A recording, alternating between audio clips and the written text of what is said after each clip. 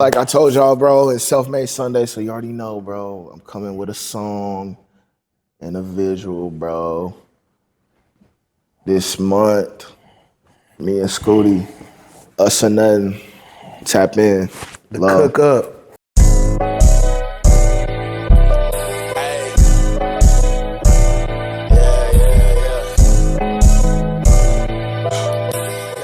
Yo, yo, yo, what is good, man? It's your boy Atlantis, and we back for another Self-Made Sunday. Top of the year, 2026. It's on and popping, and I wanted to start this joint off, man, with my brother here, Scootie Santana, man. What's good with you, bro? Neighborhood, man. What's good with you, brother? You feel me, man? Hey, just to give y'all just a little context background, bro. Like I've been knowing my dog for years, man. Like we practically family at this point. You feel me? Yeah. One of his cousins is my best friend, so you know I've been from my high school years. Yeah. I was in like middle school. I'm a young jit. So Yeah, you feel me? Been fucking on me since I was a little one, for real. So it's good to have you in here, man. I've been seeing you grow as a person from back then to now, and it's such amazing growth. For the people who don't know him, you know what I'm saying? It's so much growth in it, and I just wanted to get you in here just to chop it up with you, and let the people know who's to come. You feel what I'm saying? Appreciate that, bro. Appreciate that. So we could just jump it off, man. Like, you know, and I'm gonna ask you questions that you probably gonna know, bro. But at the end of the day, like these are questions that I never knew the real answer to or anything like that. So it's definitely a pleasure, bro. So from the jump, just tell the people who you is, bro. Man, Scootie Santana, you know what I'm saying? I'm out here posted Dallas, Texas, by way of California, Rialto, IE, stand up, whole lot of toe biz, Rialto. You know, shit, I'm just doing my thing, man. Nothing too extra. I kind of try to let the work speak for itself. So. Yeah, you always been like that. Definitely a artist out here, been making waves, man, making a new sound, new music, and it's been lovely to see, bro. Like, what even made you even get started, bro? Like, man, I always had a passion for it, bro. I love making music, you know what I'm saying? I just love, like, you know what I'm saying? I just love doing my thing. I found something I was good at. I kind of just, like, stuck with it and then kind of kept a nigga out the streets and shit. So it was like, it just gave me something to do. I felt like I was doing something I was supposed to. Then, you know, the more you grow with your craft, the shit kind of become like therapy and shit like that. So, did you always know it off the jump, like, or was it like a moment that you was like, I really want to do this rap shit? A little bit of both. Like, I knew I kind of like always wanted to do it, but when I was in like fourth grade, I wrote this poem and shit. Like, we were like working on literature in school, and I wrote this poem, and my teacher ended up submitting it, and I like won this award, you know what I'm saying, for like spoken word in the district. And this is in Cali before I moved to Texas, and that was kind of like the sparking moment, like, hey, because it was really like a rap that I wrote, and I kind of like cleaned it up, and you know what I'm saying, used some of the literature that we was learning in school, and I turned it into a poem. And when I kind of won the award, like I didn't realize like at that time, but I just like, you know what I'm saying, my mom, my dad, my teachers was acting like I did some remarkable shit. So I was like, I might be onto something. Nah, bro. So that was so you would say, well, now what I want to know is like, what was the moment though? Like, that was probably the moment. Like when I in fourth grade?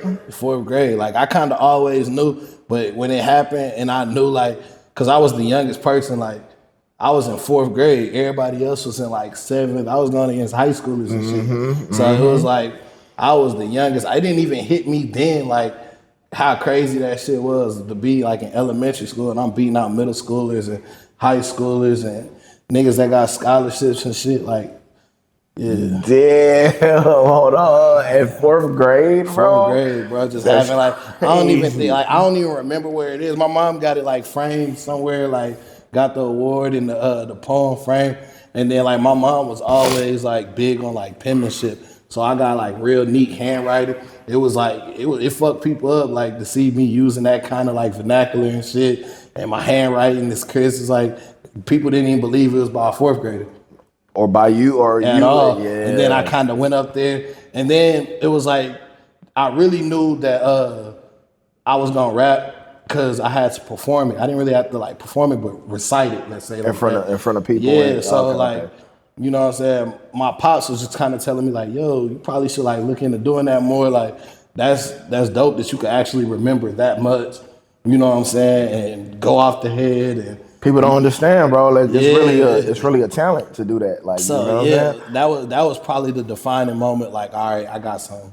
Nah, that's hard, bro. Bro been out here since fourth grade, bro. For sure. Let's So, go.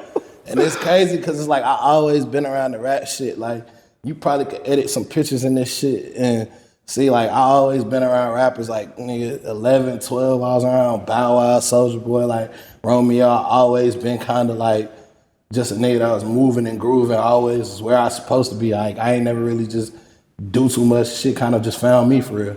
Okay. All right. So once that came down, like that light, you're like, all right, bro, like I'm really good at this, especially confirmation from pops, family, you know what I'm saying? You're like, all right, bro. What was kind of like the first steps that you took to really like get yourself going with this? I just began writing like for a long time. Like I just kind of perfected that part of it. Like writing, I wasn't even going to the studio. You know, I just kept writing. I didn't start actually recording in the studio for real, till I was like 18. Really, a real studio. I was recording at the homie crib and trying to do it myself, but actually going and taking it serious on a professional level. I really started that portion at 18. So up until then, I was just writing, perfecting my craft, working on my delivery, working on like what I wanted to sound like, what I wanted to talk about, like the content of my music. And that's really what I just kind of perfected over those years from that moment to when I started taking it serious. Okay, okay. That's what's up, bro. That's what's up. So the first steps was very, very craft driven Yeah. to make sure everything was set up, penmanship, delivery, cadence, all Yeah. that. So how long do you think that it took you before you was like, I know you say you went to a real studio at 18, but everybody had they first studio moment. Like they first, hey, I'm finna go in here, I'm finna lay this down. Like what tell us about that moment, bro. It's actually my first actual like in-home studio moment. Really, it was. I got two moments. So No, like, tell us. so my first moment was I was probably like 12. My cousin Steffi, his pops like used to like record. You know what I'm saying? He was an artist doing this thing. His name was Schizo. You know what I'm saying? He was doing this thing out in Cali, and we all moved out here to Texas. And essentially, he had the whole studio set up at the crib. So like I just was always being hungry and being thirsty. I'm like, hey, cuz, put me in the studio, put me in Yeah. the studio.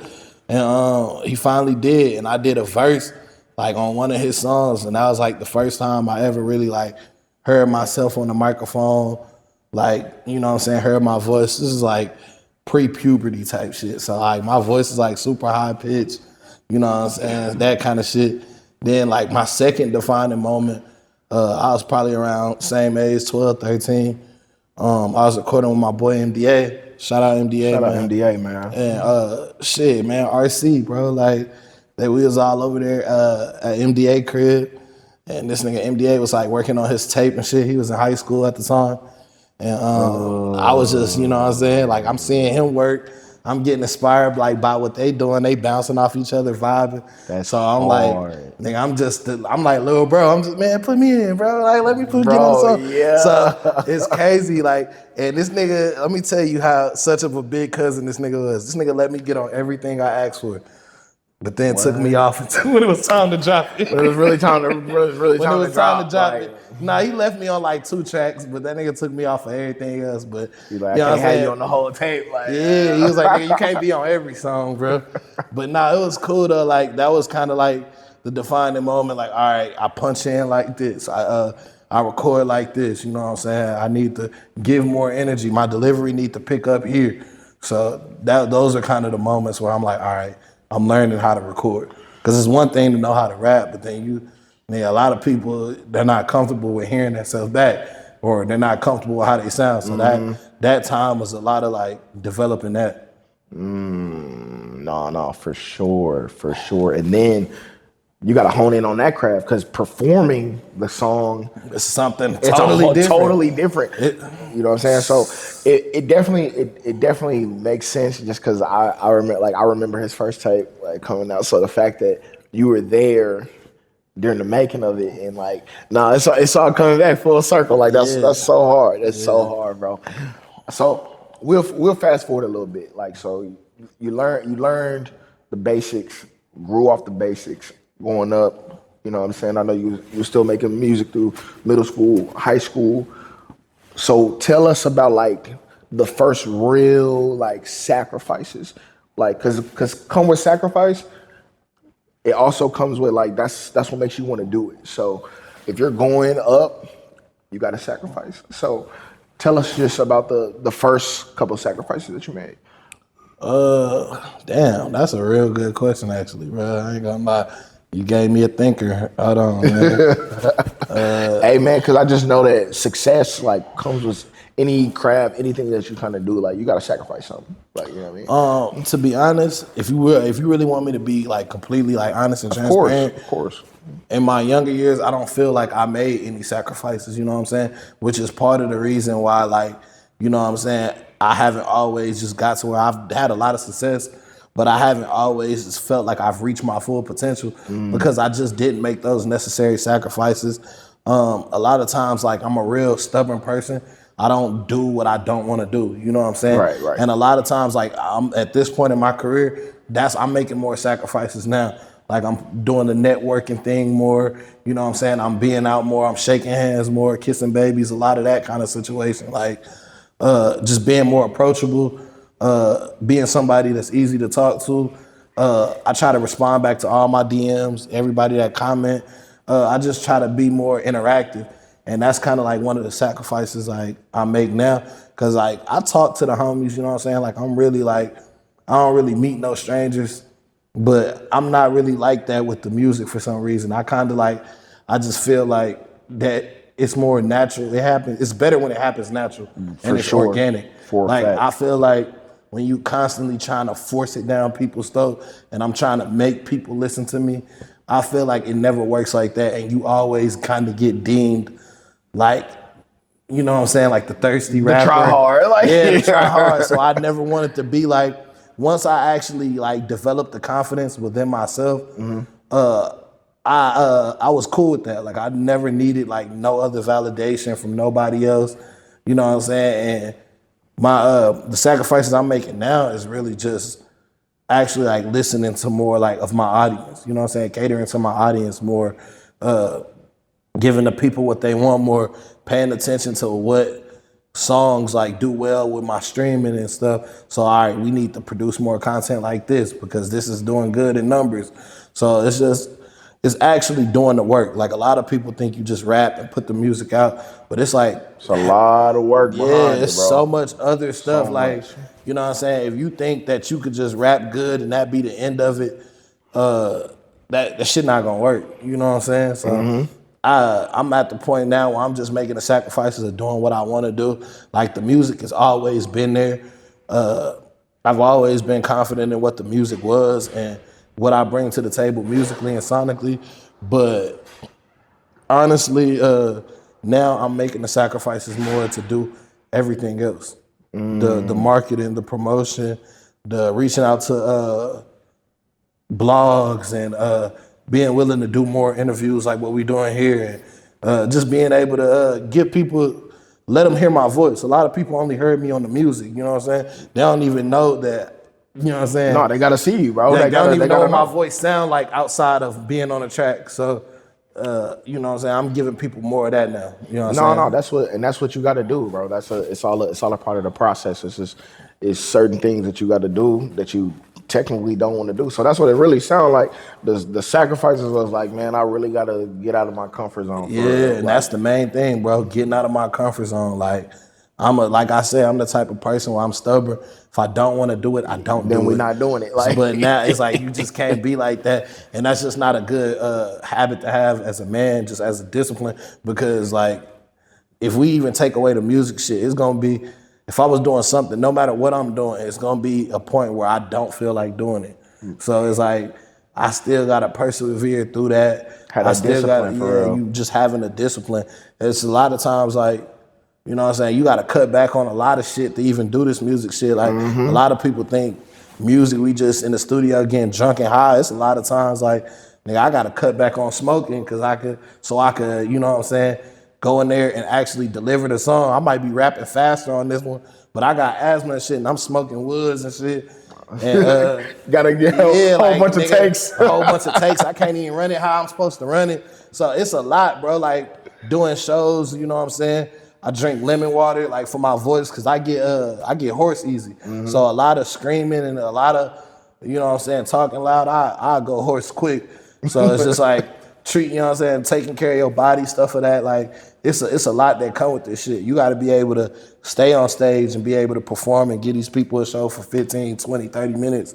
And you know what I'm saying? Make If them you- worth it, man, Yeah. and make them remember you at that. So So it's like all of that. It's, you know what I'm saying? Like I say, it's more than just the music. And right now, the music has been there. I feel like this is some of the best music I done made at this point. Yes, sir. I ain't gonna even say like this is the best music I have made, but this is some of my favorite music that I've made up until this point. Something I'm super proud about and I can stand on. But now we're just making the sacrifices and doing everything else around building the brand, not just the music. You know what I'm saying? No, So you're gonna first. see a lot more other stuff as well. that's a bet. That's a bet. Let's jump into that real quick. You said this is like your favorite music that you're making. So honestly, that jumps into what I want to ask you is like, what keeps you motivated? Like, what keeps you going when them days that you just said that you're a stubborn person and you're like, man, when I don't want to do something, I don't want to do something. But what there has to be something that activates in you to be like, nah, bro, like I want this, so we gonna keep going. So what keeps you motivated, bro?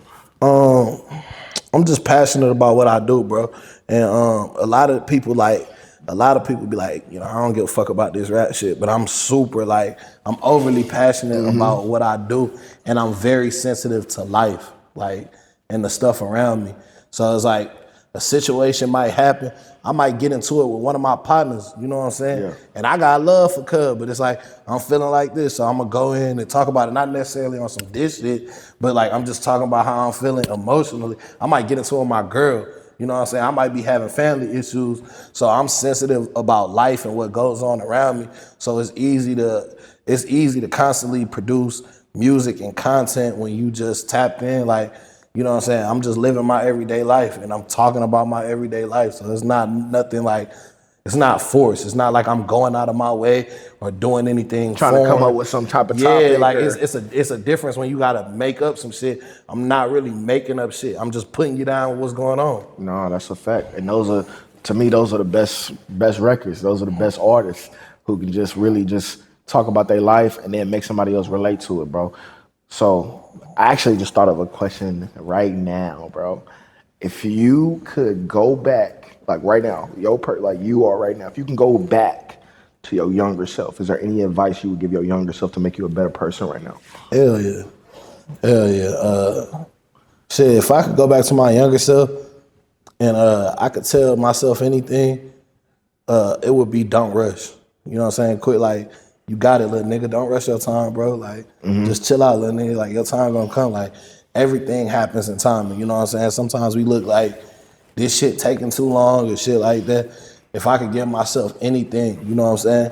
A lot of times because as you know, just from my history, I've always been the younger nigga that fucked with all the older people. Yeah. So I was 16 fucking with y'all was 21 type shit. And I'm like, damn, I wish I could go to the club and go drink and buy a bottle. But it was like, a lot of times you rush it, you know what I'm saying? You rushing, you never know what's ahead down the line. So it's like, I'm learning, if I could tell myself anything, is start being comfortable in the moment you in. People are so uncomfortable with being in like the current situation that they in. And I feel like you can't possibly grow and appreciate the success if you're not currently like living in the moment that you're in. That's a fact, bro. That's a fact, bro.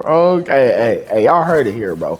I heard it here, bro. Live in the moment. Don't be, you know what I'm saying, dwelling on the past or you worried about the next thing that's coming up, man. Just live right now. What's going on? With that being said, I ask everybody this who come on the series, bro, like, with it being Self-Made Sundays, bro, I gotta know the term self-made. Like, what does it mean to Scootie Santana? So what self-made mean to me is it's not always necessarily doing it yourself. If you ask me, it's just always being at the right place, being at the right place in the right time. It's a bunch of things, but it's having the right team around you, having the right people around you that believe in you. You know what I'm saying? That's gonna water you, watch you grow.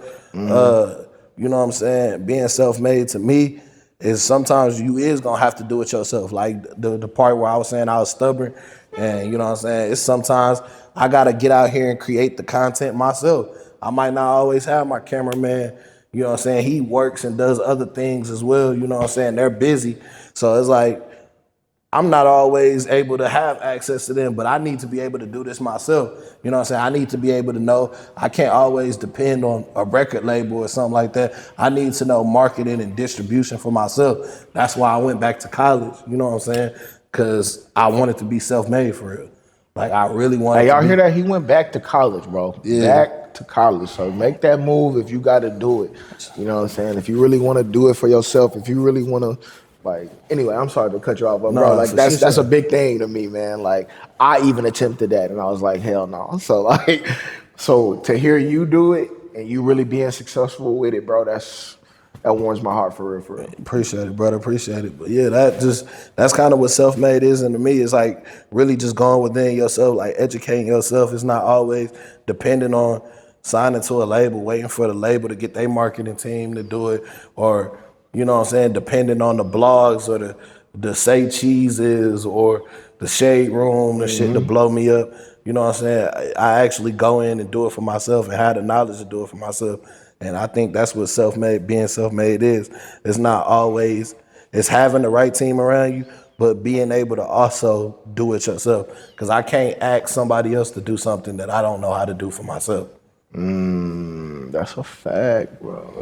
Hey, bro. That's what's funny about that is like a lot of the people that come in, they say the same things, bro. So I learn from everybody who come and I chat with, bro. Like, and it's really a beauty, and it's really mind blowing, man. That's hard, That man. That's super being hard. self made is really just delegating and really just trying to get the team around. As much as self-made is, you bringing the team together, you making shit happen for not only yourself but other people and their families. Because it takes a village, bro. Like, you know what I'm saying? It takes a village to raise a baby. You know what I'm saying? So it takes a village. Like, unless I know how to shoot videos, do marketing, create content, it's like I'm gonna need a team of people that I trust, and you know what I'm saying, that trust me as well. And you build and you grow. You know what I'm saying? But as well as you got to be able to know how to do something for yourself. I always wanted to be like an asset. Like at the top of the year, I was working with my boy DRTY, and we did the House of Soul project, and working closely with him in English, it kind of like motivated me. I seen like what he was doing like on the production side, and I seen what English was doing on the video side, and that's really what inspired me to go back to school for the marketing and stuff like that. Just for the simple fact that like I'm like, man, they're so invested in their craft and they're growing and flourishing. It's like if this is the team, this we building, we growing, I want to be able to add something too. You know what I'm saying? I don't want to just be the artist that comes and benefits off everybody. I want to be able to add something to that. You know what I'm saying? But yeah, essentially, working on my House of Soul project with DRTY and working closely with my man English, and that we're just like cultivating this sound and the imagery for what I got going on. It just made me like, I seen how, you know what I'm saying, tuned in they was to their craft, and it just made me want to tune into my craft, because it's like I don't want to just be the artist. Like a lot of time artists is just like me. What can I get? But it's like I want to be able to offer a service too. So that's why I wanted to tap into that marketing side, because marketing it's a big part. Like I feel like marketing is probably maybe bigger than the content itself. You know what I'm saying? That's why you see a lot of bullshit go viral, and then you be like, man, how is this even like? Just the right marketing. Yeah, it's just the right marketing. You putting it in front of the right eyes. You keep constantly hearing it. So a lot of that plays in the part. So that's what I'm in school now. That's what I'm studying now, trying to perfect that part of the craft. Okay, no, for sure, for sure. All right, I got a couple more for you, and then we up out this piece, bro.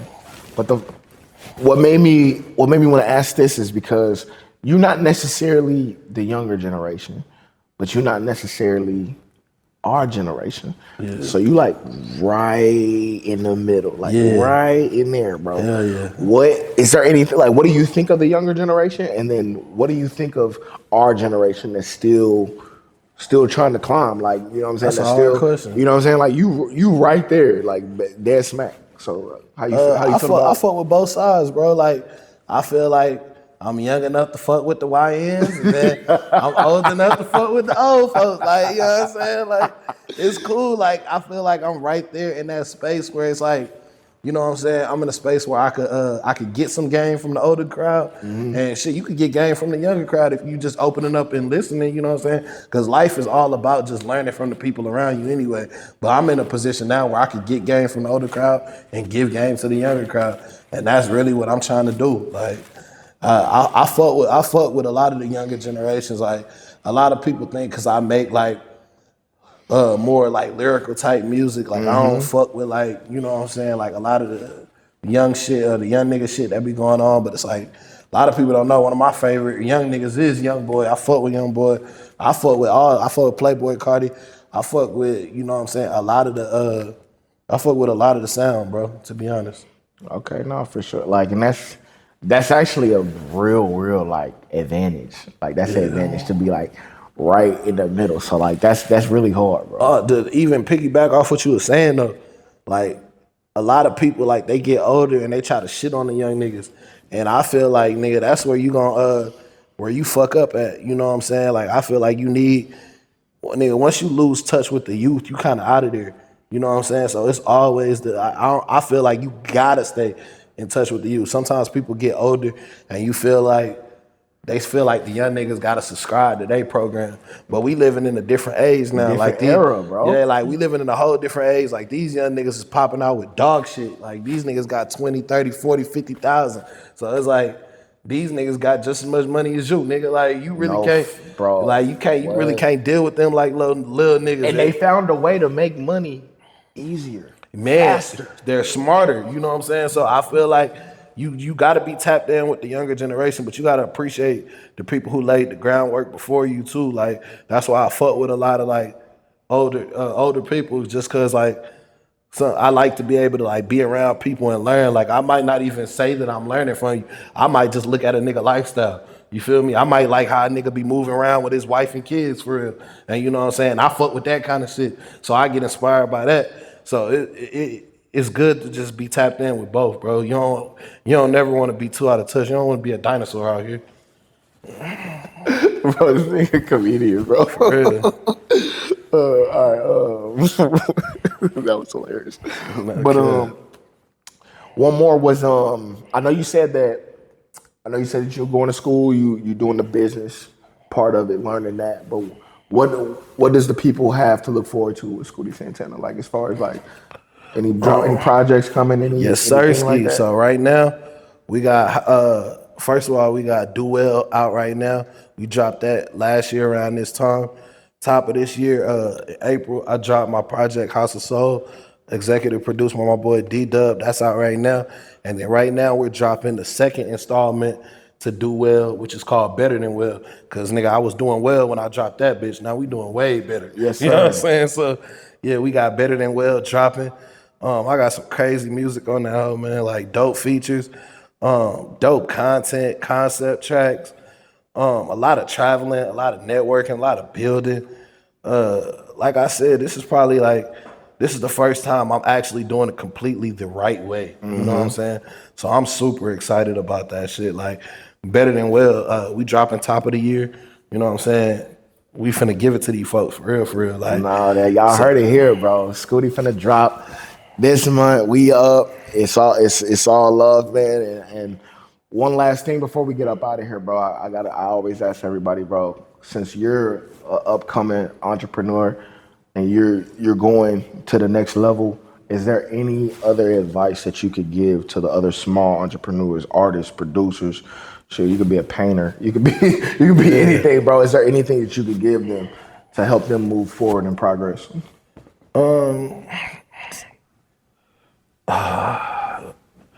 Man, just stay true to you, bro. That's the best advice that I could give. Like, just stay true to you. Do what feels right with you. You know what I'm saying? Like, everybody, because a lot of times, like, we ask, like, everybody else their opinion and whoop-de-whoop-de-whoop. But a lot of times, nigga, God, the universe, you were given that vision. You know what I'm saying? It wasn't meant for everybody else to see. So a lot of times niggas fuck up and get to doubting their own self, including me. You know what I'm saying? Just by not going with they move. You know what I'm saying? Just because you fucked your own self out your position because you didn't believe in yourself. You know what I'm saying? You let another nigga talk you out your position. And it's like, it was never his vision to see in the beginning. For a fact. It was never meant for that nigga to see. Like, so 100%. So that would probably be my best thing to tell somebody, man. Just stay true to you and just know that you're on the right path, even when it don't feel like it. Hey, man, y'all heard it here first from Scootie Santana, bro. It was such of an honor and pleasure to chop it up with my fam, bro. Love, man. Appreciate y'all for But having just me. like I told y'all, bro, it's Self-Made Sunday, so you already know, bro. I'm coming with a song and a visual, bro. This month, me and Scootie, us and nothing, tap in. Love. Cook up. Back of the whip. Please don't slop on the drip. Stack up the cash on the flip. Pick up the pack and I dip. Moving fast, make it grip. My palms on the game, got a grip. Get a bag of Pringles, but you niggas ain't stacking no chips. You knew